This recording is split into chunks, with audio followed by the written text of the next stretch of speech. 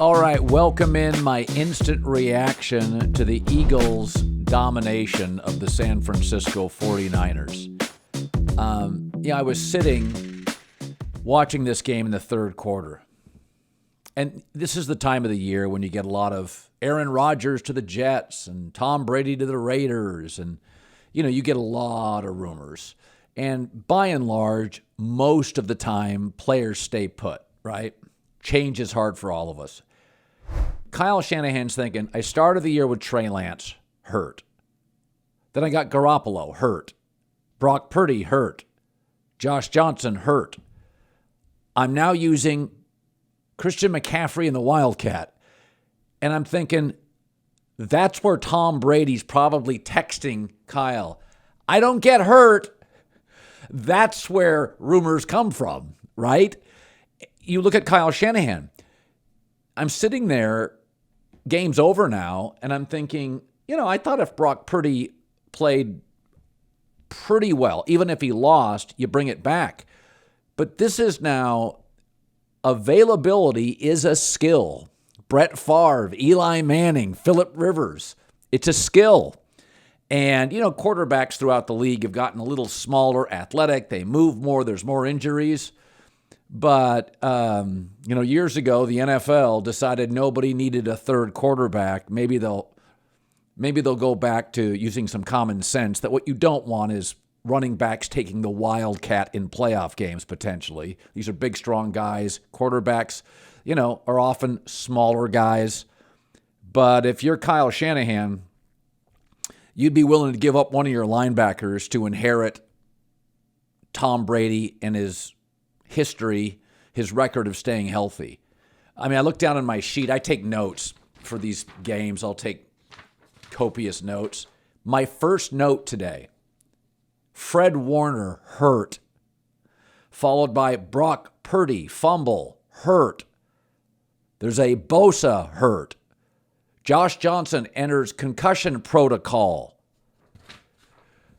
At some point, Kyle Shanahan's putting his hands in the air.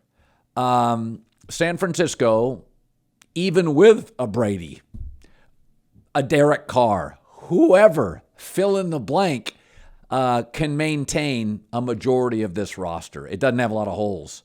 And I thought they really played about as well as you can play, considering they didn't get officiating breaks, the injuries.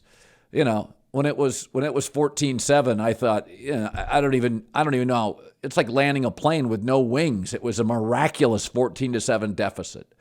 Let's talk Philadelphia. Jalen Hurts is not 100%, and I think you can see it. I'm sure most of you noticed this. A lot of his throws were low today. It just didn't have the push. You're not going to get away with that against Joe Burrow and Patrick Mahomes, whoever he faces. So, especially that Bengals defense. So hopefully in 2 weeks he can get healthier. I said this, I liked Philadelphia to win this game, although it was the way it transpired.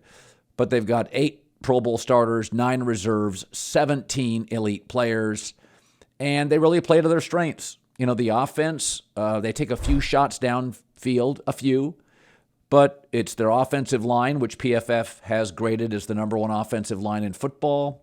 They grind it out. They lean downhill, a lot of different sets and motions. They keep you kind of guessing, but you sort of know what they're going to do. A lot of tight end stuff. Jalen Hurts did not use his legs very much at all in the first half and sparingly in the second. But, this Eagles team, they were the last team in the league to lose a game. Now, that doesn't necessarily mean you win the Super Bowl or get to the Super Bowl if you look at history. But it's a stacked roster. I kind of felt like going into the game, the roster, Howie Roseman gets credit for that. Jalen Hurts gets credit for that. Let's see what Nick Sirianni can do. And one of the things I appreciate about him is he knows what they are. He leans into it. I really love what they do. It's so simplistic, but when they use Jason Kelce on the 3rd and 1 or 4th and 1s, and they go right over the best center in the NFL. Know what you are, do what you do, don't outthink the room, and Philadelphia doesn't.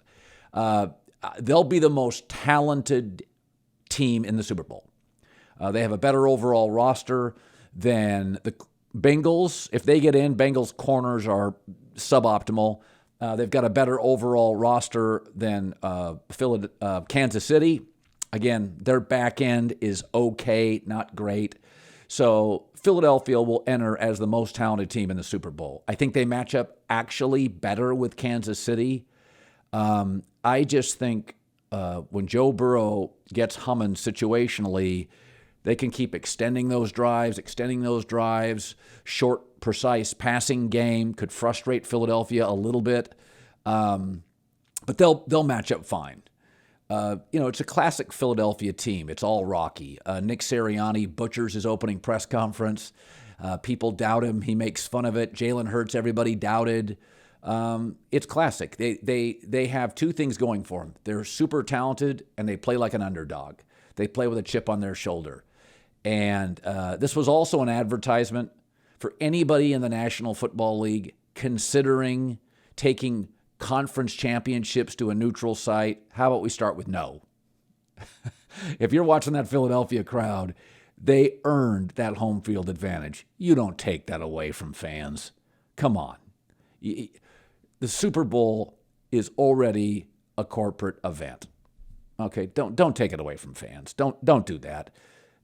I mean, economically, you're asking fans, and college football does this, you're asking fans to spend tens of thousands of dollars sometimes to take their family on the road. What makes sports great? The ambiance. It's like going to an empty bar, right? That everybody wants to walk into a bar where there's people there. There's a great ambiance to it. The crowd's the ambiance. Philadelphia was rocking. They earned it. It was fantastic. Let's get this nonsense out of the potential for neutral sites for NFL games. I'm not interested. I'm just now coming to grips with games in Germany. They're adorable. I don't want multiple games there. So Philadelphia, congratulations. I felt going into the game, and the reason I like Philadelphia, two great rosters. I feel like the AFC is about quarterbacks, Chiefs, Bengals. The NFC was about rosters.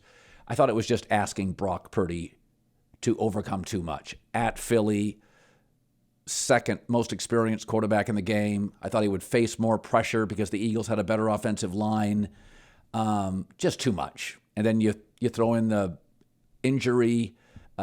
This is the outcome. I never really felt, even early on, when they tied it at 7, and there was a brief moment I thought, San Francisco is somehow, after that Christian McCaffrey run where he banged off 4 guys, I thought, this is a coaching victory if they can keep it close.